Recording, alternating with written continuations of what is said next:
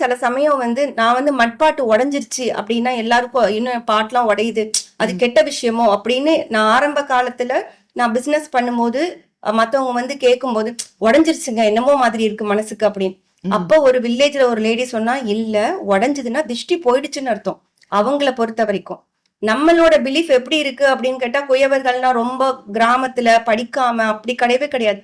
ராஜாக்கள் காலத்துல இருந்தே வர்ற குயவர்கள் எழுத்து படித்தவர்கள், படிப்பறிவு பெற்றவர்கள். எப்படி கேட்டீங்கன்னா, அவங்க பானை வாங்கும் போதே மக்கள்லாம் என் பானை இதுல பேர் எழுதி கொடுன்னு கேட்பாங்களாம்.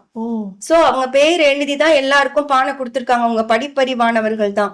அதுக்கப்புறம் பானை அப்படி மண் சார்ந்த பொருள்களுக்கு எல்லாம் ஏன் அப்படின்னு பாத்தீங்கன்னா, பால், தயிர், தண்ணி, குழம்பு நீங்க எது வச்சாலும் அதோட ஆல்கலின் நேச்சர் இருக்கு. By nature it has alkaline. So அது இருக்கிறதுனால நீங்க சாப்பிடும் போது அது உங்களுக்கு இன்டைஜஷனை கம்மி பண்ணுது, இன்டைஜஷன் இல்லாம பாத்துக்குது.